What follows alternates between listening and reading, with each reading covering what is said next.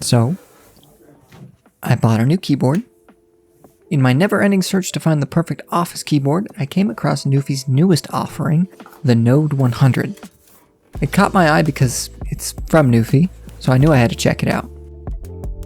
I'm Keyb Novice, and I'm a Keyb Novice. This keyboard comes in a lot of different options. You have your choice between 75% layout, 100% layout, and you also have the choice between high profile and low profile switches. In addition to that, you also have 3 different switch options.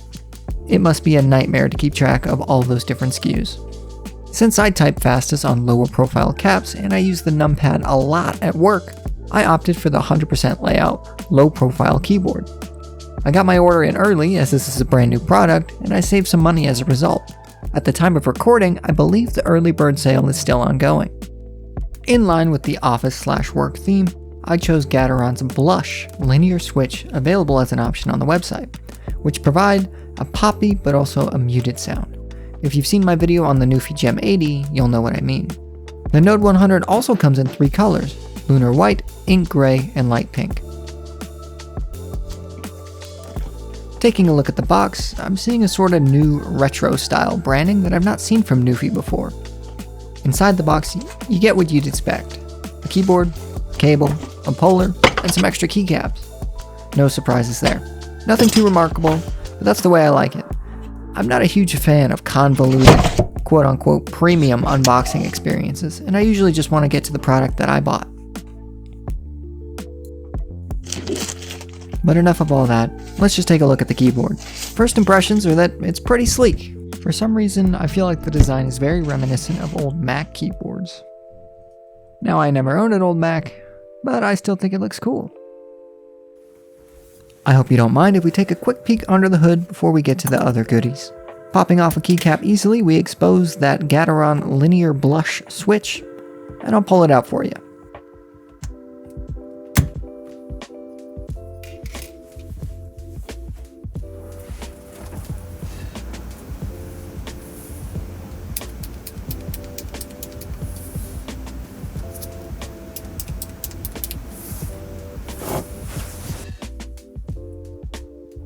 The Nuphy Node 100 features tri-mode connectivity, and it also supports both Mac and Windows mode, which is pretty standard these days, but it's still nice to see. The keyboard scores massive bonus points for including a slot for the 2.4 GHz dongle.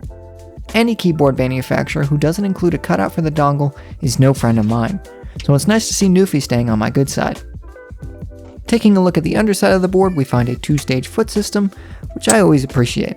I never find myself using these feet, but for the people that do, I'm glad it's there for you. Oddly enough, at the top of the board here, you can see 2 exposed hex screws. I'm not sure why they left them exposed, but you'll likely never see them anyway.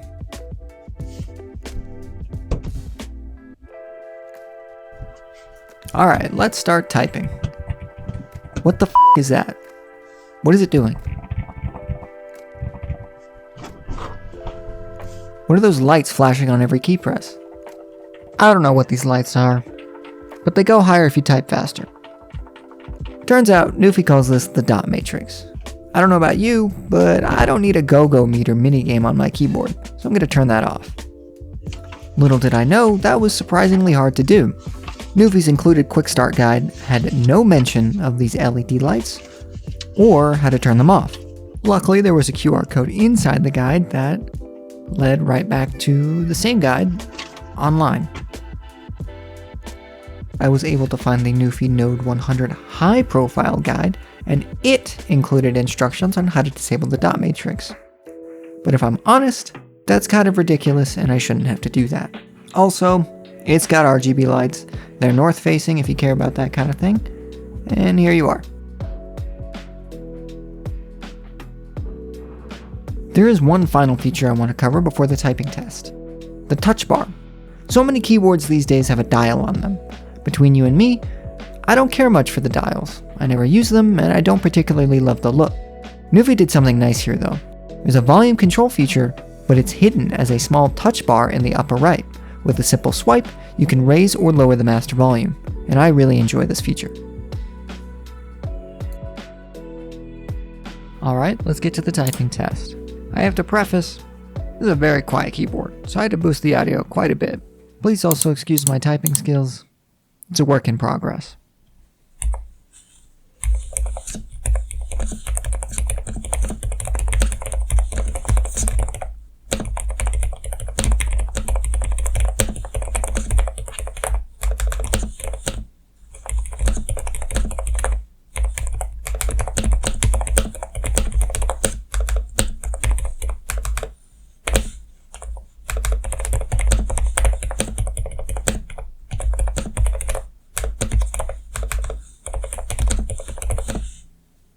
Honestly, I think it's pretty great.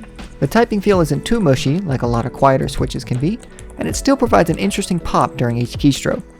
I'm pretty into it. It's a few marks short of perfect though, and I find that the key switches are pretty light, and I found myself with a lot of misclicks. That's not necessarily a fault on the key switch themselves, it might just be something I need to get used to. And there are a couple keys that sound different than the rest.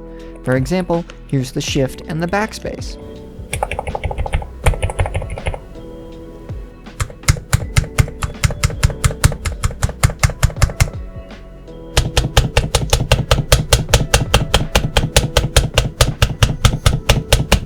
Their sound is a lot more pronounced than the rest of the keys, and I find that it doesn't really fit in with the sound profile of the overall keyboard. I might experiment down the line trying to correct this, but it was disappointing to hear how different they sounded. At the end of the day though, it's a great keyboard for productivity and a really good contender for an office keyboard. I'm pretty happy with my purchase. Thank you for watching. I really appreciate you taking the time to watch my review. I've got another video coming up soon covering a slew of Nuphy keyboards, so make sure to watch out for that. My name's Keyb Novice. Thanks for watching.